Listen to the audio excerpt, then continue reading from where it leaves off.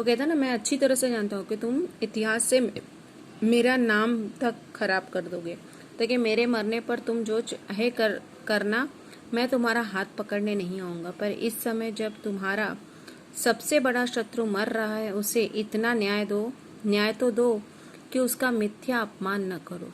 बोलता है कि मेरे मरने के बाद तुम्हें जो करना है करना, मैं तुम्हारा हाथ पकड़ने नहीं आऊंगा, तुम्हें रोकूंगा भी नहीं।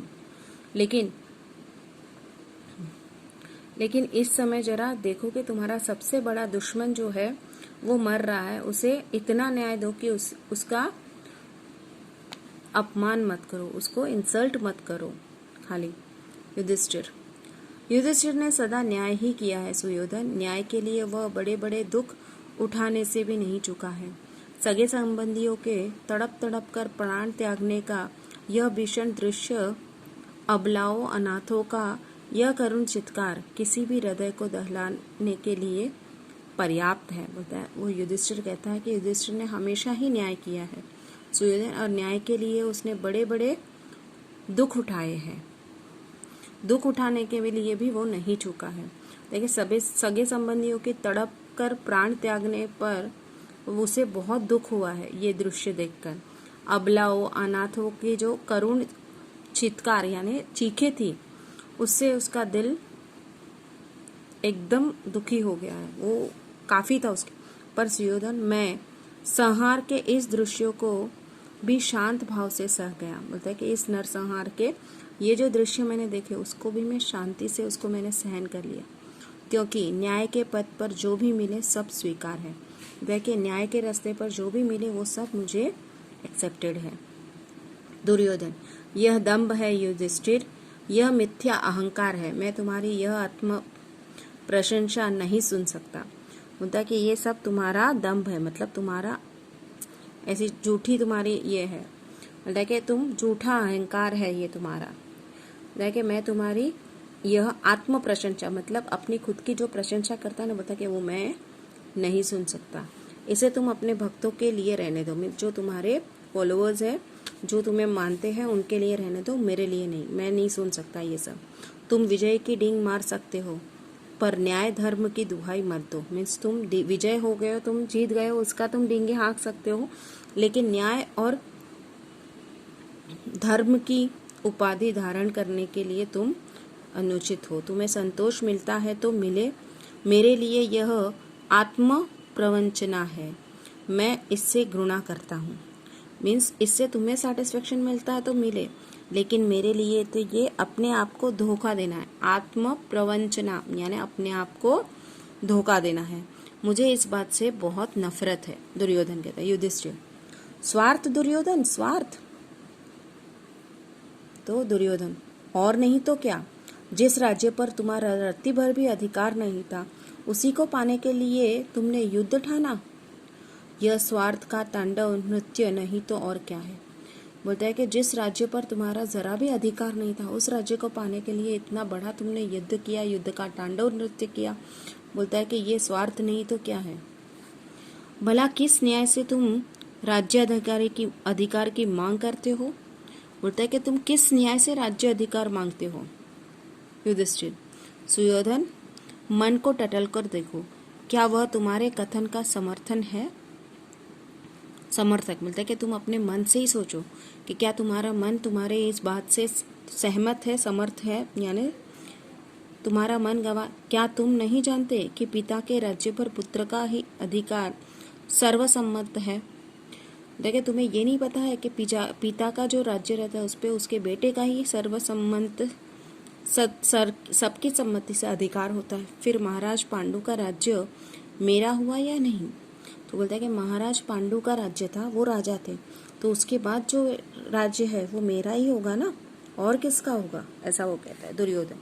बस तुम्हारे पास एक यही तर्क है ना।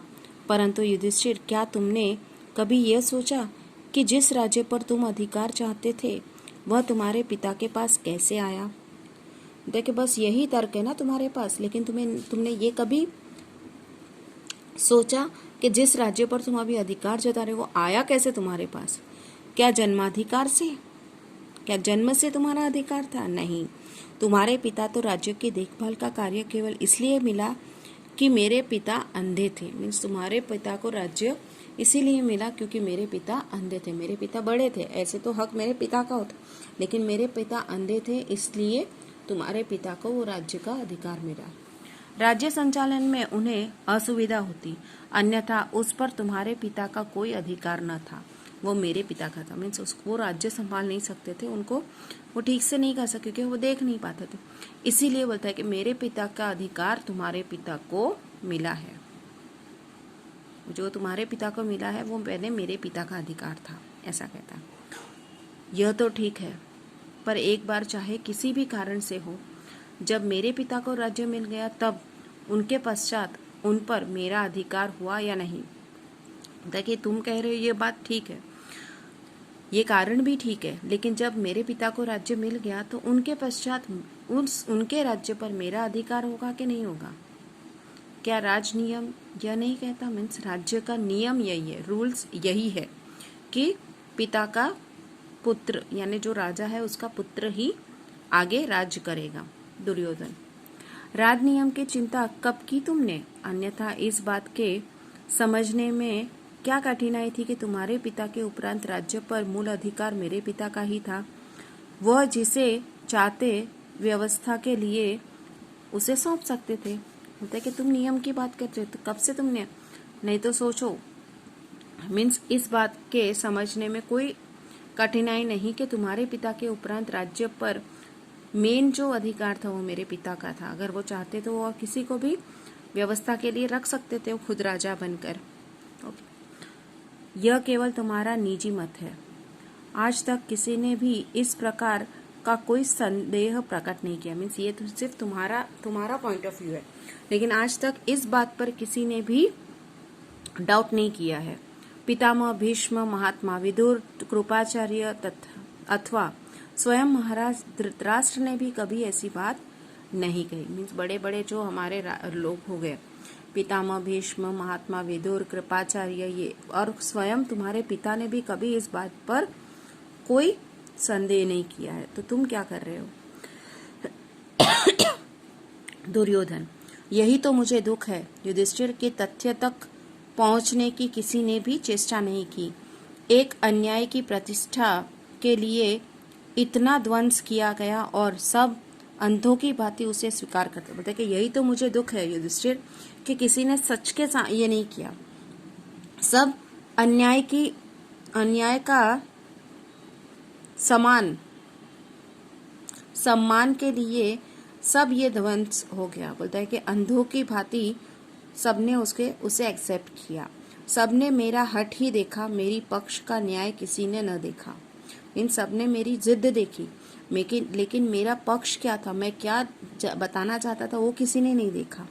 और जानते हो इसका कारण क्या था? युधिष्ठिर, क्या? दुर्योधन, सब तुम्हारे गुणों से प्रभावित थे, सब तुम्हारी वीरता से डरते थे। कायरों की भांति रक्तपात से बचने के प्रयत्न में वे न्याय और सच का बलिदान न कर बैठे। बोलता है कि सब तुम्हारी प्रतिष्ठा मीन्स तुम्हारे गुणों से बहुत इम्प्रेस्ड हुए थे, तुम्हारी वीरता से डरते थे और वो रक्तपात यानी खून खराबा नहीं चाहते थे, इसलिए किसी ने और न्याय और सच का बलिदान कर बैठे। इसी वजह से वे यह नहीं समझ पाए कि भय जिसका आधार हो वह शांति स्थायी नहीं हो सकता। मीन्स डर जिसका आधार हो वो कभी भी सेटिस्फाई नहीं हो सकता। गुरुजनों पर तुम व्यर्थ ही कायरता का आरोप कर रहे हो। मीन्स हमारे गुरुजनों पर तुम कायरता का जो आरोप लगा रहे हो वो गलत है। यदि मेरे पक्ष में न्याय न होता तो कोई भी मुझको राज्य देने की मांग क्यों करता। मीन्स अगर मेरे पक्ष में न्याय नहीं होता तो कोई भी मुझे राज्य देने की मांग क्यों करता।